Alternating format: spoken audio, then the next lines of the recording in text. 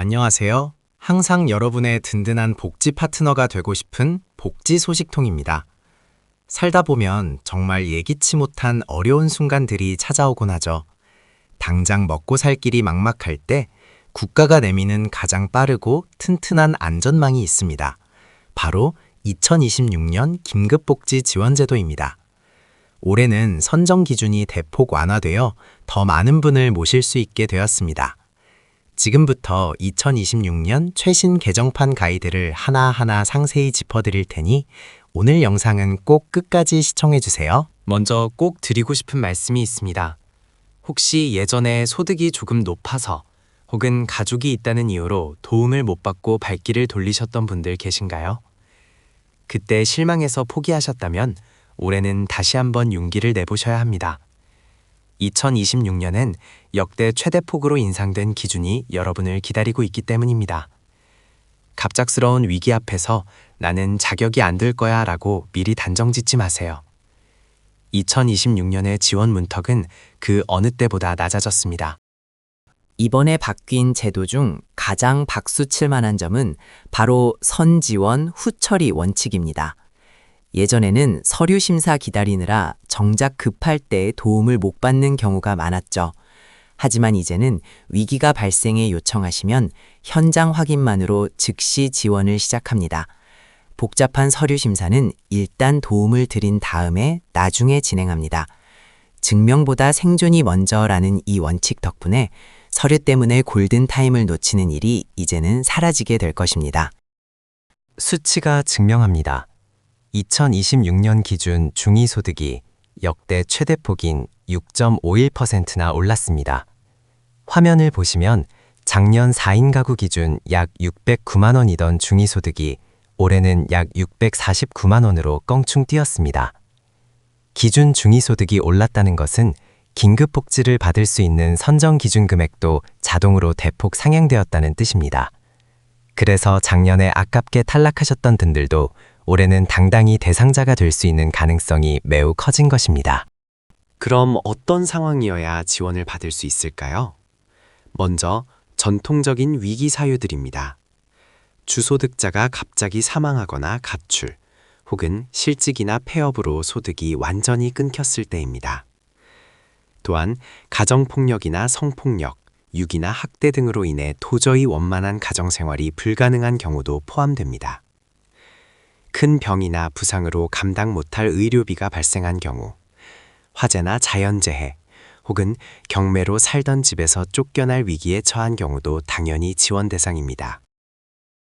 특히 2026년에는 사회적 변화를 반영해 위기 상황의 범위를 더 넓혔습니다. 요즘 기승을 부리는 전세 사기 같은 범죄 피해로 인해 갑자기 거주지를 옮겨야 하는 경우도 새롭게 지원 대상에 포함되었습니다. 또한 마음이 너무 힘들어 자살 위험이 있거나 그 아픔을 겪은 유가족분들도 관련 기관의 추천이 있다면 생계 지원을 받으실 수 있습니다. 이태원 참사 피해자 가구처럼 사회적 재난을 당한 분들도 국가가 우선적으로 챙기기로 했습니다. 이제 내가 자격이 되는지 숫자로 확인해 보시죠.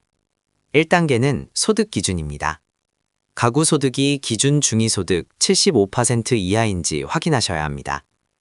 2026년 기준으로 1인 가구는 월 약 192만 원 이하, 2인 가구는 약 314만 원, 4인 가구는 약 487만 원 이하이면 신청 가능합니다. 만약 우리 집 가구 원수가 7명 이상이라면 1명이 늘 때마다 약 71만 원씩 기준 금액이 더해지니 참고해 주세요. 여기서 소득은 가족 모두의 소득을 합친 금액입니다. 2단계는 재산 기준입니다. 재산은 살고 계신 지역에 따라 조금씩 다른데요. 서울 같은 대도시는 2억 4,100만 원 이하, 중소도시는 1억 5,200만 원, 농어촌 지역은 1억 3천만 원 이하여야 합니다. 내 집이 하나 있는데 어쩌나 걱정 마세요. 재산을 계산할 때는 여러분의 집값뿐만 아니라 갚아야 할 부채, 빚을 빼고 계산하기 때문입니다. 또한 주거용 재산 공제액도 추가로 빼드려 실제 기준은 더 넉넉합니다. 이 부분이 정말 핵심입니다. 집이 있어도 공제를 받으면 신청이 가능합니다. 예를 들어 대도시라면 무려 6,900만 원까지 공제해 드립니다. 이걸 적용하면 실제로는 약 3억 1천만 원 정도의 집을 가지고 계셔도 지원 대상이 될 수 있는 것이죠. 중소도시나 농어촌 지역도 실질적인 한도가 각각 약 1억 9천만 원, 1억 6천만 원대까지 올라가니 단순히 겉으로 보이는 집값만 보고 미리 포기하지 마시고 꼭 계산기를 두드려 보시길 바랍니다. 3단계는 통장 잔액, 즉 금융재산입니다. 기본 원칙은 가족 모두의 통장 잔액 합계가 600만 원 이하여야 합니다. 하지만 통장에 있는 돈을 다 보는 게 아닙니다. 일상생활에 꼭 필요한 생활준비금을 빼주거든요. 1인 가구는 약 856만 원, 4인 가구는 무려 약 1249만 원까지는 통장에 있어도 실질적인 금융재산은 기준 이하로 인정받을 수 있습니다. 즉, 통장에 당장 수백만 원이 있다고 해서 무조건 탈락하는 게 아닙니다. 더 쉽게 예를 들어 볼까요? 4인 가구인 우리 집 통장에 총 1,200만 원이 있다고 가정해 봅시다. 숫자로만 보면 기준인 600만 원을 훌쩍 넘죠. 하지만 여기서 2026년 4인 가구 생활준비금 약 649만 원을 차감합니다. 그러면 인정되는 금융재산은 551만 원이 되죠. 600만 원 이하가 되니까 지원 대상이 되실 수 있는 겁니다. 청약저축이나 보험도 포함될 수 있으니 상세한 내용은 129 콜센터에 상담을 받아보시는 게 가장 빠릅니다. 자, 이제 어떤 혜택을 받는지 총 정리해 드립니다. 크게 5가지입니다. 당장 먹고 살 돈을 주는 생계지원부터 아플 때 도와주는 의료지원, 잠잘 곳을 챙겨주는 주거지원, 자녀 학비를 돕는 교육지원, 그리고 연료비나 해산비 같은 기타 지원까지 위기 상황에 처했을 때 여러분의 삶 전반을 국가가 든든하게 받쳐줍니다. 어떤 혜택이 나에게 가장 필요할지 지금부터 하나씩 상세히 설명해 드릴게요. 가장 중요한 생계 지원입니다. 매월 통장으로 현금을 직접 지급해 드립니다. 2026년에는 금액이 또 올랐습니다. 1인 가구는 78만 3천 원, 4인 가구는 무려 199만 4,600원을 받습니다. 작년보다 4인 가구 기준 약 12만 원이나 올랐죠. 지원 기간은 기본 1개월이지만 위기 상황이 계속된다면 심사를 거쳐 최대 6개월까지 연장해서 받으실 수 있습니다. 당장 이번 달 생활비가 없어 막막한 분들에게는 정말 단비 같은 소식입니다. 갑작스러운 수술이나 치료비 걱정도 이제 덜어보세요. 의료 지원은 최대 300만 원까지 지원해 드립니다. 수술비, 치료비는 물론 각종 검사비까지 포함되며 건강보험이 적용되지 않는 비급여 항목도 지원받을 수 있다는 게 큰 장점입니다. 중한 질병으로 생계가 곤란해졌다면 주저 말고 신청하세요. 상황이 정말 심각할 경우에는 심의를 통해 지원을 더 연장받는 것도 가능합니다.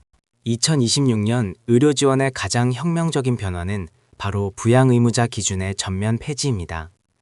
예전에는 자녀나 부모에게 소득이 조금만 있어도 자식이 있는데 왜 국가가 도와주냐며 의료 지원을 거절당하곤 했죠. 하지만 이제는 부양가족의 능력을 따지지 않습니다.